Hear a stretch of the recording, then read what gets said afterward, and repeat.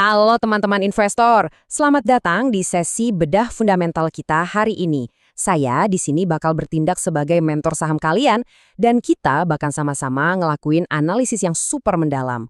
Kali ini kita mau menilai harga wajar dari salah satu emiten yang produknya pasti udah nggak asing lagi di lidah dan dapur kita. Yap, PT Mulia Bogaraya Tbk dengan kode saham KICU. Yuk, siapin catatannya karena kita bakal kupas tuntas data perusahaan yang satu ini. Oke, mari kita mulai. Pernah nggak sih kalian kepikiran kira-kira masih ada nggak ya harta karun atau perusahaan dengan valuasi menarik yang ngumpet di sektor consumer goods Indonesia? Sering banget loh, peluang investasi terbaik itu sebenarnya nggak jauh-jauh dari keseharian kita. Malah, kadang ada tepat di depan mata, kayak di lorong rak susu dan keju di supermarket langganan kalian. Nah, saham keju ini tuh contoh klasik dari permata tersembunyi, yang kadang masih luput dari radarnya para investor institusi besar. Untuk sesi kali ini, kita punya 5 agenda utama. Pertama, kita bahas potensi sektor susu olahan. Kedua, kita bedah langsung fundamental saham KJU. Ketiga, kita intip katalis ekspansi dan inovasinya. Keempat, soal resiko makro dan free float. Dan terakhir, kita tarik kesimpulan valuasi harga wajarnya. Langsung aja kita masuk ke bagian pertama, yaitu potensi sektor susu olahan. Kita bakal lihat apa sih pendorong makroekonomi utamanya. Kalau kita perhatiin, konsumsi keju per kapita di Indonesia itu saat ini masih sangat-sangat rendah kalau dibandingin sama negara tetangga. Tapi tunggu dulu, buat kita para analis fundamental, angka penetrasi yang rendah ini sama sekali bukan kelemahan. Justru sebaliknya, ini adalah landasan pacu yang luar biasa panjang buat pertumbuhan di masa depan. Apalagi sekarang kita punya dorongan katalis yang masif banget dari program makan bergizi gratis atau MBG dari pemerintah yang nargetin 36,7 juta penerima manfaat. Ditambah lagi, kesadaran kelas menengah soal makanan sehat tinggi protein juga lagi naik-naiknya. Semua kombinasi ini benar-benar nyiptain momentum yang menguntungkan banget buat para produsen nutrisi. Nah, sekarang kita masuk ke bagian kedua, bedah fundamental saham keju. Mari kita bongkar jeroan keuangannya. Lonjakan profitabilitas mereka ini jujur aja gila banget. Coba kalian bayangin, di tengah kondisi ekonomi yang cukup menantang di tahun 2024 kemarin, laba bersih mereka bisa melesat tajam sampai 83%. Nggak berhenti sampai di situ. Di tahun 2025 angkanya diproyeksikan bakal mencetak rekor lagi, naik 22,1% menyentuh angka 179,44 miliar rupiah. Buat kalian yang lagi ngebangun portofolio berbasis value investing, pertumbuhan eksponensial yang dibarengi sama kesehatan neraca kayak gini adalah bukti nyata kalau mesin pencetak kas mereka itu jalan dengan sangat efisien. Tapi ingat ya, sebagai investor yang cerdas, kita nggak boleh menilai satu saham tanpa ngelihat kanan-kiri. Kalau kita bandingin performa keju sama emiten dairy lainnya kayak CMRY atau ULTJ, kita bakal nemuin kontras yang menarik banget. CMRY memang memimpin di segmen premium dengan pertumbuhan yang pesat, terus ULTJ menawarkan ketahanan karena skala pasarnya yang masif. Tapi, coba perhatiin metrik return on equity alias ROI dari keju. Angkanya impresif banget, stabil di level 18 hingga hampir 23%.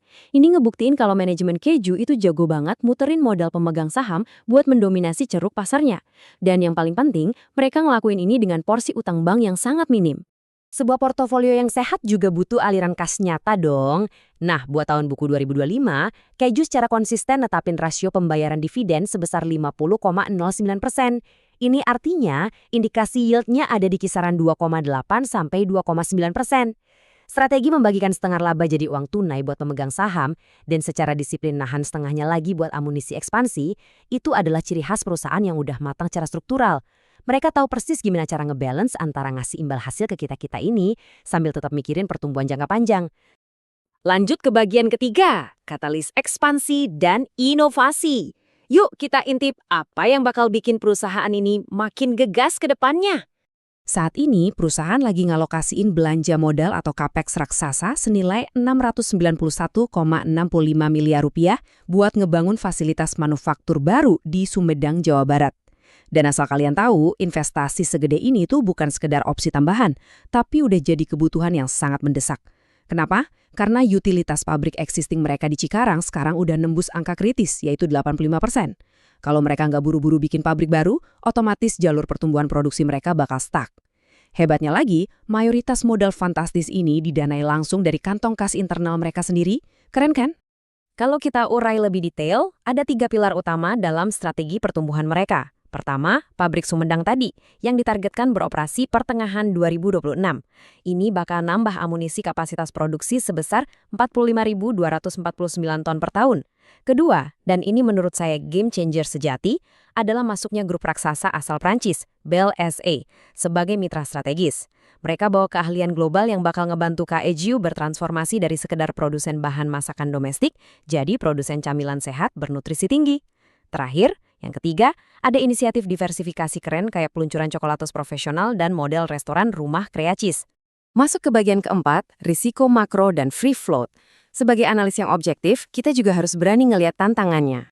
Tantangan operasional pastinya selalu ada, apalagi dari faktor eksternal. Fluktuasi dan pelemahan rupiah itu lumayan nekan harga pokok mereka. Soalnya bahan baku dasar kayak cheese curd mayoritas masih harus diimpor dari Selandia Baru. Belum lagi konflik geopolitik yang bikin harga kemasan plastik melambung. Tapi, di titik inilah kualitas manajemen benar-benar diuji. Mereka secara responsif langsung mengoptimalkan suplai lokal dan agresif ngedorong ekspor.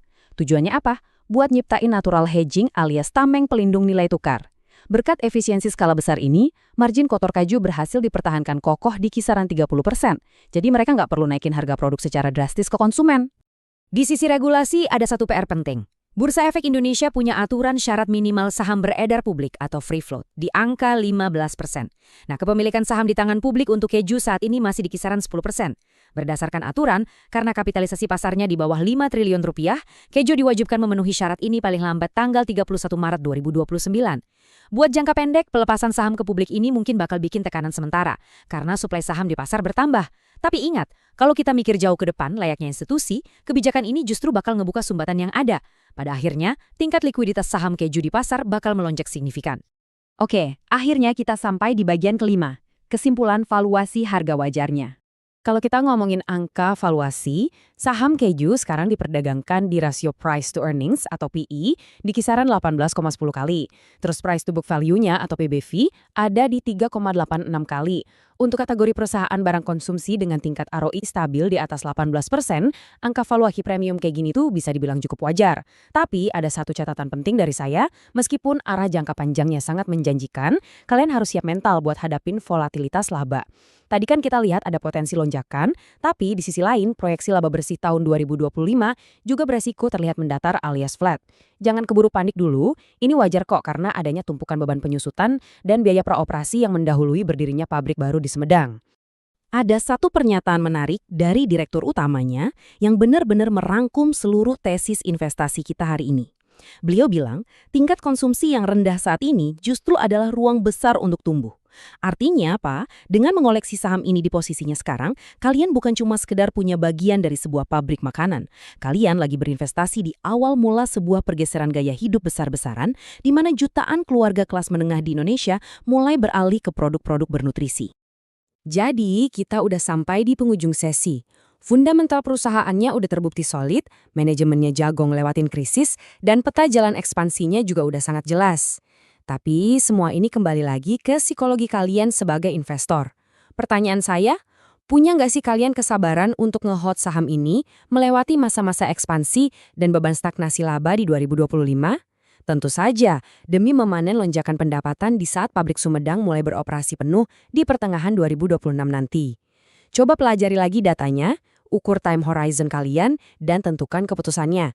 Terima kasih banyak udah ngikutin sesi bedah fundamental kita hari ini. Teruslah belajar dan pastikan kalian selalu berinvestasi dengan cerdas.